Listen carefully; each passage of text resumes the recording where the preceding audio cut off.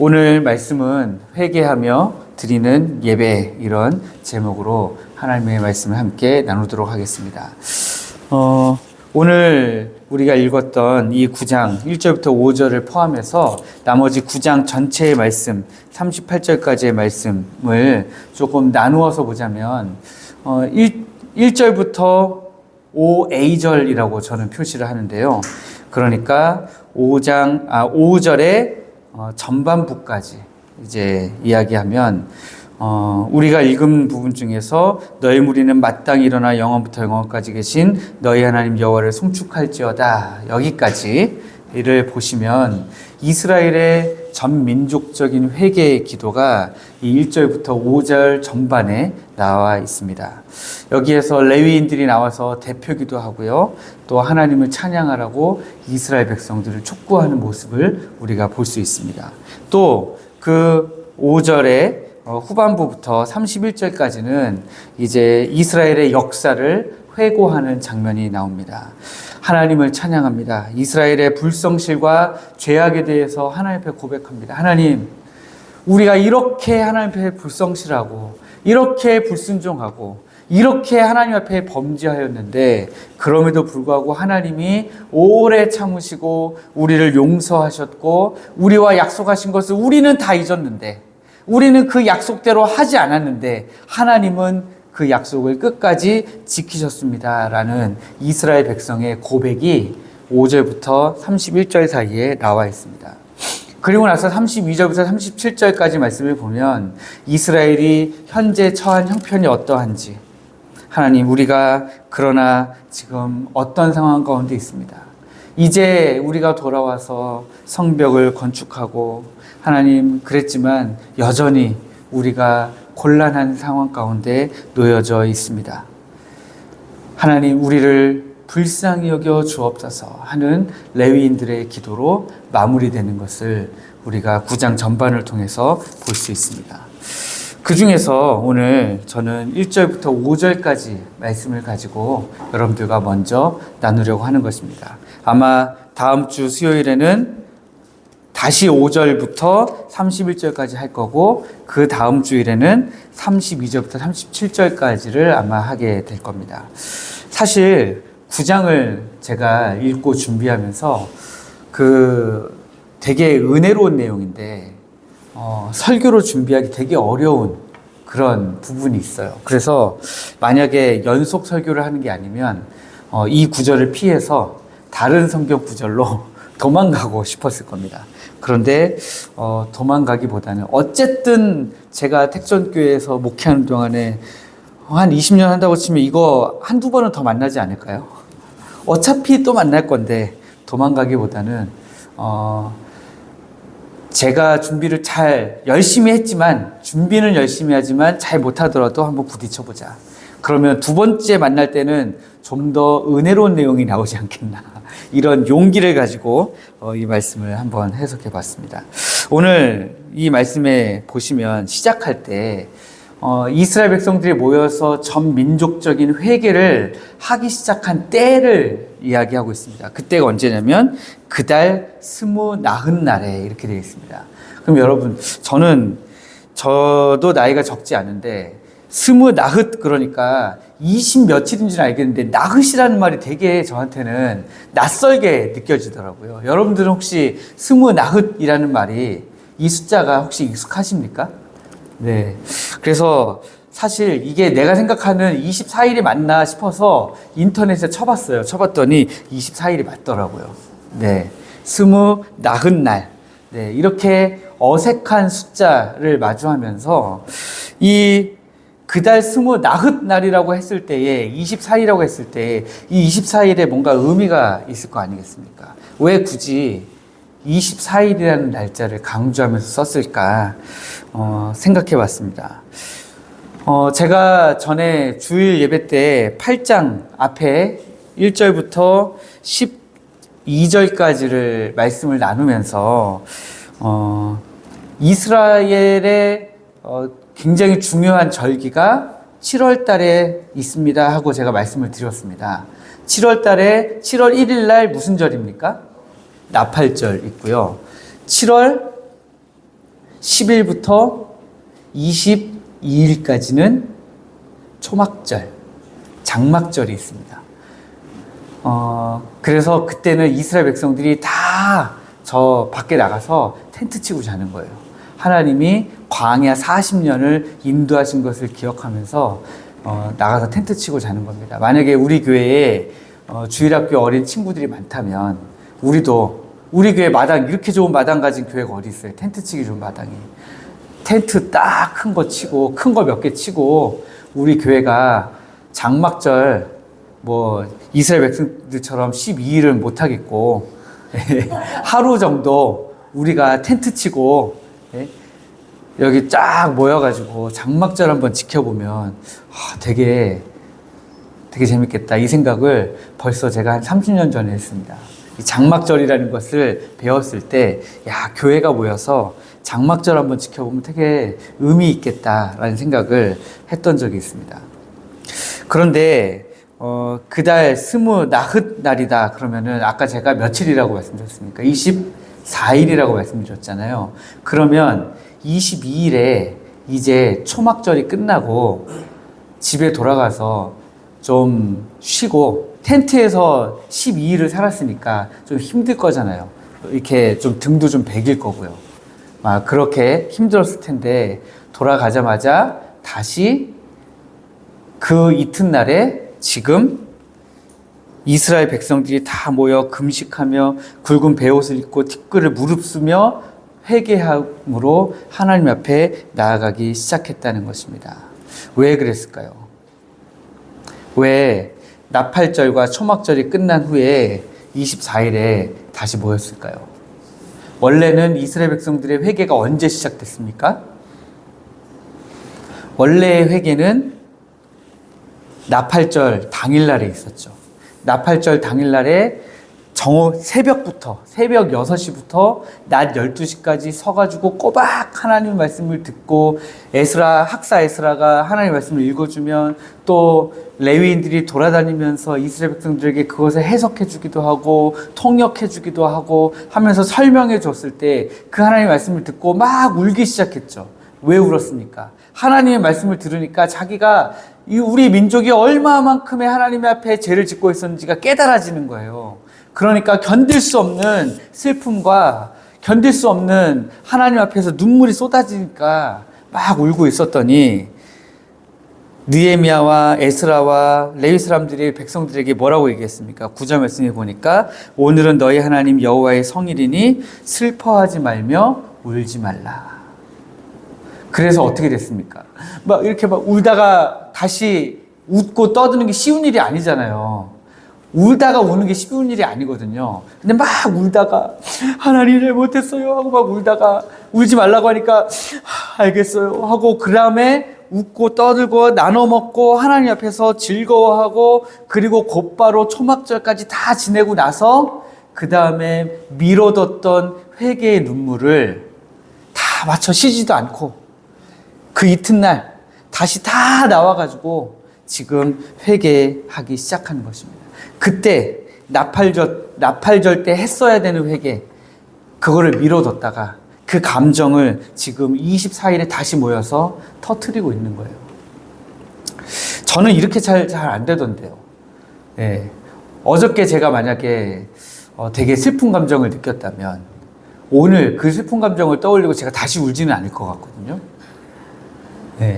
하물며 24일이 지난 다음에 24일이 지나서 이스라엘 백성이 모여가지고 다시 그때 하나님의 말씀을 들었을 때에 그 하나님 앞에서 흘렸던 눈물을 다시 되새기고 꺼내고 흘리며 하나님 앞에 고백한다는 것이 참 쉽지 않은 일이지만 성령께서 역사하시면 그렇게 되겠다라는 생각이 듭니다. 제가 만약에 인간적인 슬픔을 참았다가 다시 터뜨리기는 쉽지 않을지 몰라도 하나님 앞에서 제가 범죄한 것을 깨닫고 흘리는 눈물이 중간에 중단되었다면 아마 다시 흘리게 될 거라고 생각합니다. 제가 참 눈물이 없는 사람이에요. 그래서 기도하면서 한 번도 눈물을 안 흘려봤습니다. 그러다가 제가 너무 눈물이 흘리고 싶은 거예요. 젊을 때, 아직 결혼하기 전에요. 기도하다가 새벽 기도하는데 옆에서 막, 특별 새벽 기도하면 옆에서 막 다 울고 눈물 흘리고. 근데 저는 그게 그때만 해도 옆에 사람들 보면서 저렇게까지 울 일인가 이러다가 저도 한번 하나님 옆에 눈물을 흘려보면 좋겠다 기도하고 있었는데, 어느 순간에 제가 감정이 막 하나님 옆에 새벽에 감정이 막 올라오는데요, 눈물이 날 것 같더라고요. 근데 저는 그 순간에, 왜 눈물이 날 것 같은데 그 순간에 하품이 나가지고 하품 때문에 눈물이 쏙 들어가 버렸습니다. 그래서 그 다음날 또 특세를 하는데, 오늘은 정말 하나님 앞에 울었으면 좋겠다. 그러고서 이제 눈물 흘리려고 또 폼을 딱 잡고 있는데요, 갑자기 누가 저를 막 이렇게 혹시 5078 차 주세요? 저 그때 차도 없었는데. 그래서 제가 그때 울지 못했는데, 제가 나중에 제 아내랑 연애하면서 그 온누리교회, 그 서빙고에 있는 온누리교회에 화요 모임에 갔는데요. 제가 이 얘기도 한 적이 있나요? 네. 하다 보니까 또 한 적이 있네요. 하여간 그때 그날 흘렸던 눈물을 막 흘리면서 하나님 앞에 기도했는데, 제가 말씀드리려고 하는 것은, 그날 제가 콧물을 다 흘리면서 기도했는데, 그리고 끝날 것 같잖아요. 근데 제가 그 이후부터 눈물이 계속 나는 거예요. 그 이후부터는 하나님 앞에 기도하면서 눈물을 참 많이 흘렸습니다. 한 번 눈물이 터지니까 계속 나더라고요. 그래서 제가 아마 그런 경험이 없었으면 지금 이스라엘 백성들이 24일의 눈물을 참고 다시 흘리는 이 눈물이 아마 이해가 안 됐을 겁니다. 근데 말씀을 보는데 그때 제가 생각나더라고요.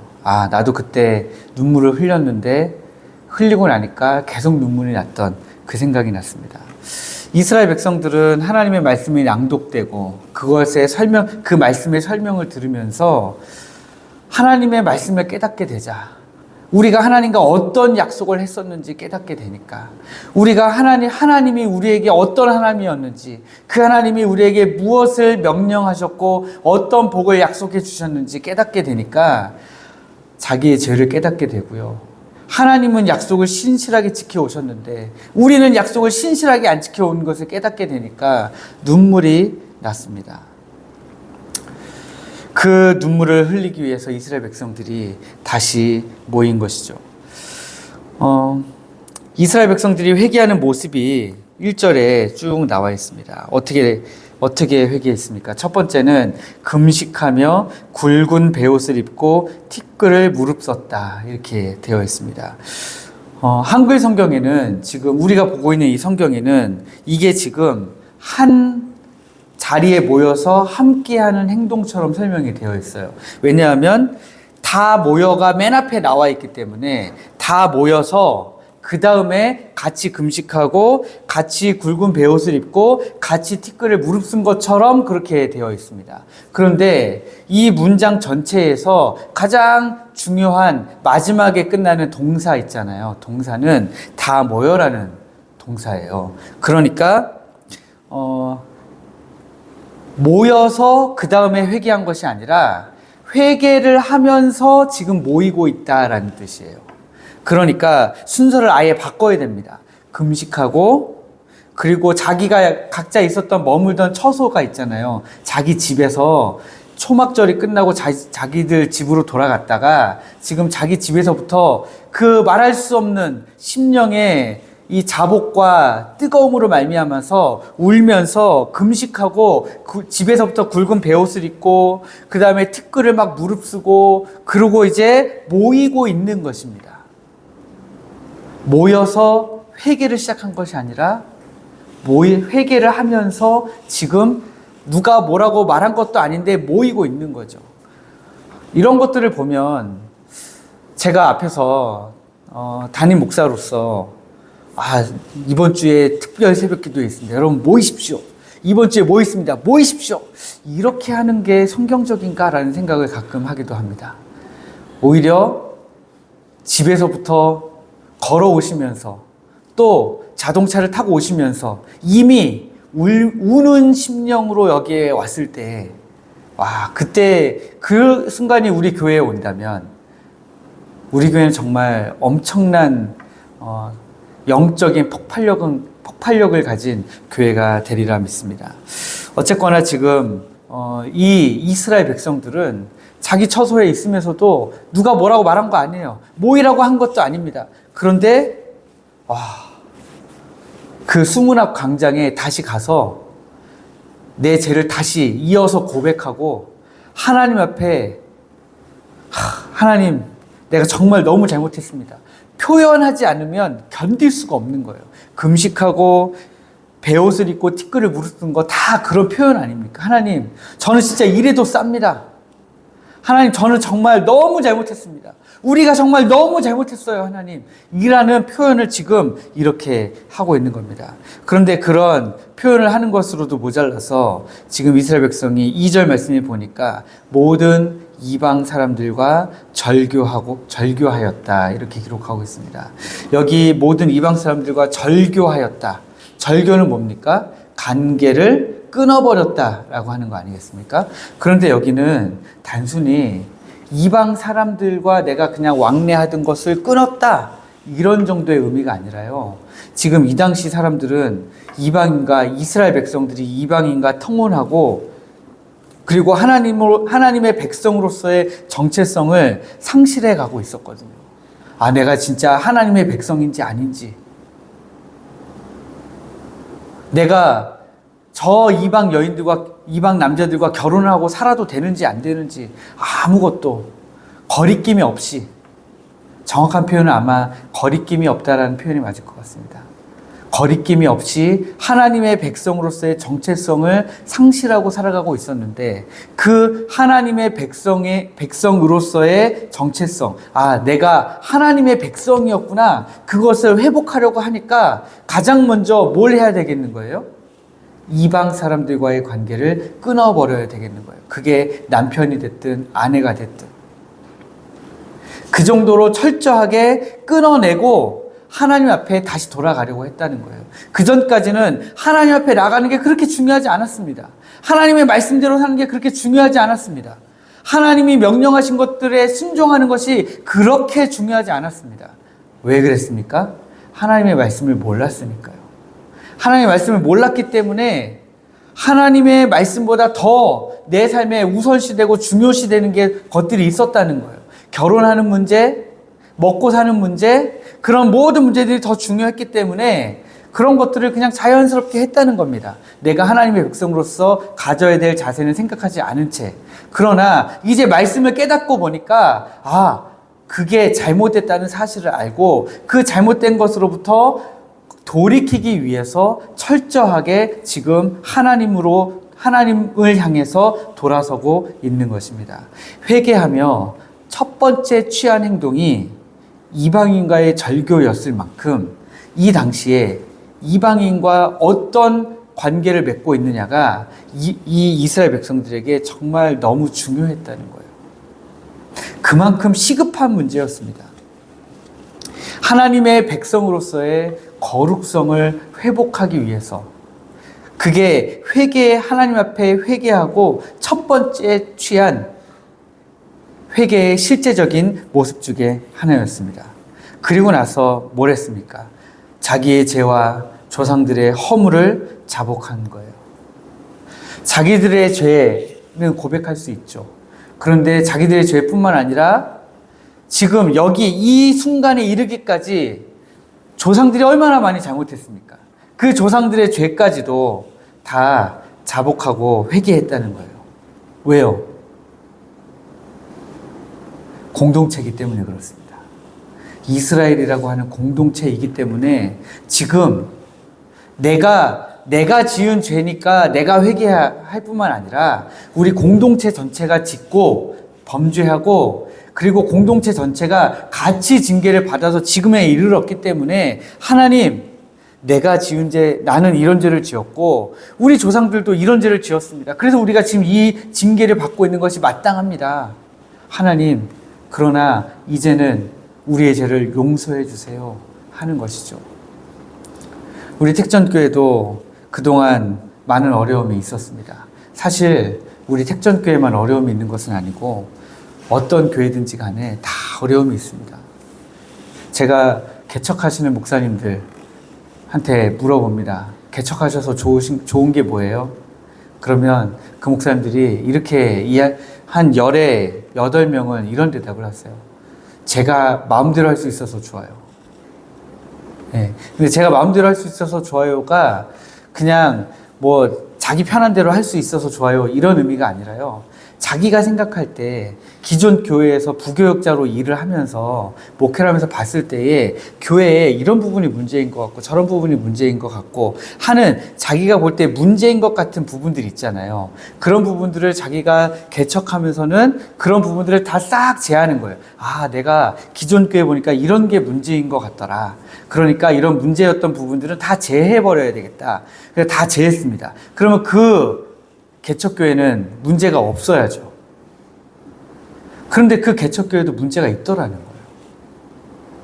그러니까 그 문제라고 인식됐던 부분들 때문에 교회가 문제였던 것이 아니라 교회라는 공동체는 항상 문제가 있는 공동체예요. 어려움이 항상 있을 수밖에 없는 공동체입니다. 그렇기 때문에 어떤 교회든지 하나님 앞에 회개할 거리는 넘쳐납니다. 우리 택전교회도 그런 의미에서 우리가 하나님 앞에 지금 현재 우리의 죄는 아니지만 사실 제가 작년 12월부터 왔는데 그리고 나서 제가 지은 죄는 아니지만 이전의 죄라도 저부터도 하나님 앞에 우리가 실수했던 것들, 잘못했던 것들 이 자리에 지금 우리 교회에 남아 계신 분이 아닌 분들이 지은 죄까지도 왜냐하면 우리가 공동체이기 때문에 그렇습니다. 신앙 공동체이기 때문에. 그래서 우리가 사실 이 부분에 대해서 첫날부터 지금까지 기도하고 있긴 했습니다. 이 부분이 이제 말씀으로 나온 거지만 우리 택전교회가 하나님 앞에 지었던 그동안의 죄들 하나님 앞에 언젠가 함께 회개하며 나아갈 기회가 있으면 좋겠다. 그런 생각을 하고 있는데요. 지금 당장에 어떻게 만들기는 어렵겠지만 언젠가는 성령의 은혜로 말미암아 우리가 하나님 앞에 우리의 죄와 우리 신앙의 선배들의 죄를 다 고백하고 자복하는 그런 시간이 있기를 기도하고 있습니다. 그리고 나서 회개하고 나서 3절 말씀에 보니까요. 이날에 낮 4분의 1은 그 제자리에 서서 하나님 여호와의 율법책을 낭독하고 낮 4분의 1은 죄를 자복하며 그들이 하나님 여호와께 경배하였다. 이렇게 되어 있습니다. 이스라엘 백성들은 하루를 12시간으로 봅니다. 하루를 12시간으로 보고요. 그 12시간을 지금 4등분 한 거니까요. 새벽 6시부터 저녁 6시까지라고 봤을 때 6시부터 9시까지는 지금 하나님의 말씀을 또 들은 거고요. 그리고 나서 9시부터 12시까지는 다시 죄를 자복하고 하나님 앞에 예배를 드린 겁니다. 제가 이 말씀을 보면서 그런 생각이 들었습니다. 하나님의 참된 백성들만이 하나님의 말씀을 듣고 자기 죄를 깨닫고 회개한다라는 것입니다. 세상의 다른 신들을 한번 보십시오. 불교에 경전을 읽고 자기 죄를 깨닫고 회개하는 부분이 있습니까? 제가 라오스에서 만난 불교도들은 그런 게 없더라고요. 네. 라오스 불교는 전 세계에 있는 불교 중에서 가장 불교의 원형에 가까운 소승불교 형태를 취하고 있습니다. 소승불교, 대승불교의 차이는 여러분들이 잘 아실 테지만 대승불교는 우리나라가 대승불교죠. 그래서 이 불법을 전파해가지고 많은 사람들이 같이 불교에서 말하는 극락에 같이 가자 이거죠. 그런데 소승불교는 그게 아닙니다. 혼자 가는 거예요. 혼자 가는 겁니다. 혼자 가는데 옆에서 그 혼자 가는 사람을 막 응원해요. 중들이 이제 절에 있잖아요. 라오스 중들은 새벽에 일어나가지고 이제 탁발을 받기 위해서 이제 그 가방 같은 거, 우리나라 쇼핑백 같은 거 이렇게 하나 들고 이제 줄을 지어서 쫙 나와요. 맨발로요. 맨발로 쭉 나오면 불교도들이 그 아침에 막 찰밥도 하고요. 거기에 뭐든지 넣어줄 수 있고요. 넣어준 것은 뭐든지 먹을 수 있어요. 심지어 불교도들이 고기를 넣어줬다. 그러면 그 고기도 먹을 수 있습니다. 그런데 거기에 이제 그거를 문제는 뭐냐면 섞어서 넣어요. 그 가방에 깨끗하지도 않은 가방인데 거기에 찰밥을 비닐이나 랩에 싸서 넣어주는 게 아니라 찰밥을 뜯어서 그냥 넣습니다. 찰밥을 뜯어서 그냥 넣고 그 옆에다가 막 그 과자들 있잖아요. 과자들도 막 넣어줘요. 그리고 고기도 생으로 그냥 거기다 같이 넣습니다. 그러면 이제 다들 이제 뭐 이렇게 한 가방씩 받아가지고 이제 절로 돌아가면 또 라오스에는 고아가 사실 잘 없는데 또 그렇게 얻어먹고 싶은 아이들이 모여요. 그러면 이제 그 아이들하고 같이 그걸 논아 먹는 거예요. 언제까지 논아 먹냐면 점심때까지 먹습니다. 점심때까지 먹고 저녁은 무조건 금식이에요. 네. 그래서 간헐적 단식을 아주 확실하게 합니다. 네. 그렇게 하는데 이 소승불교의 원리는 뭐냐면, 구원의 원리는 뭐냐면 중들이 먼저 고행과 그 다음에 모든 세상의 욕심을 다 끊고 그리고 이제 자기 수련을 하잖아요. 그럼 옆에서 그 중들을 막 응원하는데 이 응원을 얼마나 잘하느냐, 돈으로 얼마나 잘하느냐에 따라서 자기 말하자면 극락 포인트가 쌓여가지고 자기도 극락에 가는 거예요. 그러니까 나는 이 땅에서 돈을 어떻게 벌든 거짓말을 하든 남들 사기를 치든 뭘 불법을 행하든 상관없어요. 돈을 벌어가지고요, 그 돈을 가지고 중들한테 혹은 절에 쓰기만 하면 내 극락 포인트는 올라가는 거예요. 여러분, 이게 맞습니까? 근데 그 사람들은 그게 맞다고 생각하는 거예요. 그래서 저 같은 사람이 가가지고 그 민족을 돕겠다고 어떻게든 복음만 선포하는 게 잘 안 되니까 거기서 제가 뭔가를 이제 할 거잖아요. 막 구제도 할 거고 장학금도 나눠줄 거고 이웃들도 섬길 거고. 근데 그걸 당연하게 받는 거예요. 왜 당연하게 받습니까? 그 사람들이 봤을 때는 저도 극락 포인트를 쌓고 있는 사람 중에 한 사람인 거예요. 너 내가 극락 포인트 쌓게 도와줬잖아. 그러니까 더 내놔, 이거죠. 그게 불교도들의 생각입니다. 근데 그들의 삶 가운데 회개라는 건 없죠. 회개라는 건 없습니다. 이슬람에는 회개가 있습니까? 네. 다른 종교에는 말씀을 들었을 때에 거기에서 오는 회개가 없어요. 이단들은 회개가 있습니까? 이단들도 회개가 없죠. 하나님 앞에 드리는 회개의 기도가 없죠. 행동의 수정은 있을 수 있어요. 앞으로 너네 지금 그렇게 하면 안 돼, 이렇게 해야 돼 했을 때의 교주의 말대로 따라서 행동을 수정하는 것은 합니다. 그러나 회개의 역사는 일어나지 않죠. 그래서 제가 이 말씀을 읽으면서 하나님의 백성들만이 하나님의 말씀을 듣고 깨닫고 회개하고 자복하고 하나님 앞에 나아가게 되는구나. 하나님의 백성들만이 다시 거룩함을 회복할 수 있는 기회를 얻는구나. 그런 생각이 들었습니다. 그리고 나서 이렇게 죄를 자복하고 회개하고 난 다음에 4절 말씀을 보니까 레위인들이 단에 올라서서 큰 소리로 그들의 하나님 여호와께 부르짖었다, 이렇게 되어 있습니다. 기도했다라는 의미인데요. 여기에 제가 주목한 것은 단에 올라서서라는 말입니다. 단에 올라서서. 이 단은요, 어떤 단이냐면 레위 사람들만 올라가서 사용하던 대 같은 거래요. 찾아보니까요. 제가 지금 여기 강대상에 올라와서 지금 제가 설교하고 있잖아요. 사실 이 자리가 거룩한 자리는 아니죠. 그런데 다들 웬만하면 안 올라오려고 하십니다. 네. 청소할 때 외에는 웬만하면 이 자리에 근접을 안 하려고 하세요. 이 자리에 올라오시면 죽는 것도 아닌데. 예전에 그 성막에 있던 아무나 못 들어가는 지성소도 아닌데 여기에 웬만하면 다들 잘 안 올라오려고 하세요. 그런데 이런 강대상처럼 레위인들이 지금 뛰어 올라가서 하나님께 부르짖어 기도하는 레위인들만 이용하는 대가 있었다는 거예요. 그 대에 올라서서 백성들에게 설명하고 백성들에게 통역하고 아마 그렇게 했을 것으로 추정이 됩니다.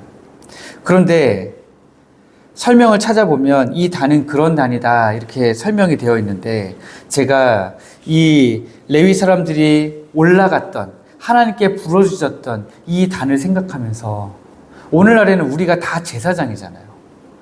우리가 다 만인 제사장이잖아요. 이제 예수님께서 십자가에 돌아가시면서 그 휘장이 위에서부터 아래로 찢어지면서, 이 휘장이 어떤 휘장이었습니까? 지성소와 성소를 가리고 있던 휘장이었거든요. 그 휘장이 끊어 찢어지면서 이제는 누구라도 하나님 앞에 직접 나아갈 수 있게 된 거죠. 레위인들이 이 단에 올라서서 하나님 앞에 기도할 때에 이 기도는 자기 민족을 위해서 드리는 기도였고, 그 위에 나온 것처럼 자기들의 죄를 자복하는 기도였고요, 하나님을 찬양하는 기도였습니다. 그런데 저는 오늘날 우리 모든 성도들에게 이 단이 주어졌다라고 하는 것입니다. 그것을 깨달은 거죠. 우리에게 단이 주어졌어요. 여러분들의 단이 지금 다 지정제로 지금 주어져 있잖아요. 지정자석으로 여러분들에게 그 기도의 단이 주어져 있습니다. 뭐 이 자리뿐만 아니라 우리가 살아가면서 우리가 기도하는 그 자리가 다 이 레위 사람들이 기도하기 위해 뛰어 올라갔던 바로 그 단인 것이죠.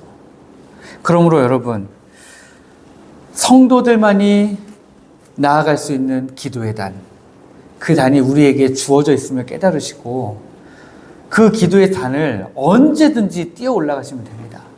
언제든지 그 기도의 단에 올라가셔서 기도하시면 하나님이 들으시고 응답하실 줄 믿습니다. 5절 전반절에 보면 이제 그렇게 기도하고 난 다음에 다시 레위 사람들이 이스라엘 백성들에게 하나님을 찬양할 것을, 하나님을 경배할 것을, 여호와를 송축할 것을 그렇게 촉구하고 있는 모습을 볼 수 있습니다. 근데 그 하나님이 어떤 하나님이십니까? 중간에 보니까 너희 무리는 마땅히 일어나 언제부터 언제까지 계신 하나님이요? 영원부터 영원까지 계신 하나님 여호와라고 하였습니다. 우리 하나님 영원부터 영원까지 계시다. 이 말씀이 갖는 이 아주 짧은 말인데, 이 짧은 말 속에 우리 하나님이 가지고 계신 능력과 우리 하나님의 그 태초부터 계신 그 존재, 지금까지 살아계시다라는 그 선포, 그 모든 것들이 이 안에 다 들어가 있는 것입니다.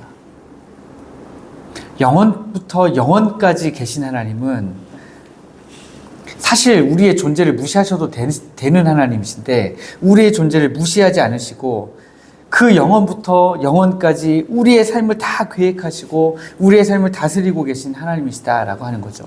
그리고 나서 뭐라고 얘기합니까? 너희 하나님 여호와라고 얘기해요. 너희 하나님 여호와. 다른 누구의 하나님 여호와가 아니에요. 너희의 하나님 여호와예요. 저는 이 말씀이 참 좋더라고요. 너희 하나님 여호와, 나의 하나님 여호와. 출애굽기 19장 5절과 6절 말씀을 보면 이런 기록이 있습니다. 너희가 내 말을 잘 듣고 내 언약을 지키면 너희는 모든 민족 중에서 내 소유가 되겠고, 너희가 내게 대하여 제사장 나라가 되며 거룩한 백성이 되리라. 네, 우리가 하나님을 사랑함으로 살아가면 하나님이 우리를 소유 삼으신대요. 근데 이 소유라는 것은 그저 너희들 이제부터 내 거야 이런 개념은 아니죠. 세상에 하나님을 아는 남자들이든 모르는 남자들이든 철없는 남자들이 가끔 연애할 때에 뭐라고 얘기하냐면 누구는 내 거야 이런 말을 합니다. 여러분 혹시 그런 말씀 들어보셨습니까? 제가 만약에 제 아내는 전주현이니까요. 제가 연애하고 아직 결혼 안 했는데 이제 저랑 데이트하면서 저랑 연인 사이가 됐을 때 제가 제 친구들에게 뭐라고 자랑했을까요? 주현이 내 거야. 이렇게 철없는 얘기 하잖아요. 그런데 그때는 그 내 거야 라는 게 어떤 의미인지 잘 모르지만 결혼해가지고 배려하고 진짜 깨질세라 이렇게 살아가다 보면 그 내 거야 라고 했던 게 어떤 의미인지 알게 되죠. 단순한 그냥 이 컵은 제 겁니다. 뭐 저 차는 제 겁니다 하는 그런 물질 소유의 개념과는 완전 다른 소유의 개념이라는 것을 우리가 깨닫게 됩니다. 관계를 소유하는 것이죠. 관계를 소유한다 라고 하는 것은 참 사실 엄청난 의미가 있는 것 같습니다. 제가 여러분들 보면서 우리 택전교회 성도님들 했을 때에 여기에도 소유 개념이 들어가 있는 거예요. 여러분들이 저를 향해서 아이고 우리 목사님 했을 때도 소유의 개념이 들어가 있죠. 다른 교회 목사님들은 택전교회 와서 누릴 수 없는 소유 관계죠. 다른 교회 성도들도 저로부터 절대로 아유 우리 교회 성도님들이라는 소리를 들을 수가 없어요. 이 너희 하나님 여호와라는 것은 그런 소유 개념을 지금 이야기하는 거예요. 그 누구도 하나님을 사랑하지 않고 하나님의 소유가 되지 않는 사람들이 아이고 우리 하나님이라고 말할 수가 없는 거예요. 여러분들만이 누리실 수 있는 특권이에요. 하나님의 백성들만이 누리실 수 있는 특권이라는 거예요. 아유 우리 하나님. 우리 하나님이 우리와 그렇게 특별한 우리를 소유 삼아 주셨는데 아이고 내 새끼들 하고 하나님 우리를 소유 삼아 주셨는데 아유 내 사랑하는 백성들 이제부터 니네끼리 알아서 잘 먹고 잘 살아라 하고 떠나가시지 않을 거잖아요. 네. 하나님이 야 이제부터 너희들은 내 거야 했을 때는 하나님이 책임져 주시겠다는 거죠. 하나님이 우리 깨질세라 우리를 보살피시고 우리가 넘어질세라 우리와 함께 손붙잡고 동행하시고 우리가 목마를까봐 우리에게 언제나 성령의 은혜로 목 축이게 하시고 갈급함을 채워주시는 하나님, 그 하나님이 바로 우리의 하나님입니다. 그 하나님을 알면 이거는 찬양할 수밖에 없게 되지 않겠습니까? 그래서 오늘 제목이 회개하며 드리는 예배가 되는 겁니다. 회개로부터 시작해서 쭉 하나님 앞에 드려지는 예배, 그 예배는 결국에 하나님의 이름을 높이고 영원부터 영원까지 계신 하나님을 높여드리며 송축하는 예배가 될 것입니다. 이제 말씀을 맺으려고 합니다. 하나님께 우리가 진정한 예배를 드리기를 원합니다. 우리의 삶에서 우리가 거룩함을 회복하는 예배가 되었으면 좋겠습니다. 제가 아까 이스라엘 백성들이 지금 자기 처소에 머물러 있다가 그 수문 앞 광장에서 하나님의 말씀을 듣고 눈물을 흘렸던 그 시간들을 떠올리면서 다시 자기 처소에서부터 금식하고 배 옷을 입고 티끌을 뒤집어 쓰면서 회개하면서 지금 하나님 앞에 나왔다고 말씀드렸습니다. 근데 우리가 이 이스라엘 백성들의 행동이 우리의 삶에서도 동일하게 이루어져야 된다는 거죠. 여기서 좋은 선한 선순환이 이루어지려면 하나님 말씀을 듣고 지금 이제 깨달으시면 삶의 처소에 돌아가서 하나님의 말씀을 묵상하는 가운데 다시 내 죄가 떠오르고 다시금 내가 하나님 앞에 눈물을 흘리게 되고 그러면 다시 주일 예배 때 돌아올 때 어떻게 됩니까? 금식하며 배옷을 쓰고 티끌을 무릅쓰면서 하나님 앞에 회개하면서 나와가지고 또 예배하고 송축하는 가운데 그 크신 하나님, 그 능력의 하나님, 그 하나님으로 말미암아 다시 한번 새 힘을 얻고 다시 처소로 돌아가셨다가 또 다시 그 말씀으로 말미암아 다시 하나님 앞에 회개하면서 나왔다가 또 하나님을 송축하고 돌아가고 이게 사실 우리가 드리는 이 예배의 능력이고 이 예배의 힘이라는 사실을 여러분들이 기억하시면 좋겠습니다. 말씀에 비추어 우리가 자복하고 회개하는 예배를 드리는 택전교회, 하나님을 찬양하는, 하나님을 송축하는 우리 택전교회 예배가 되기를 주님의 이름으로 축복합니다.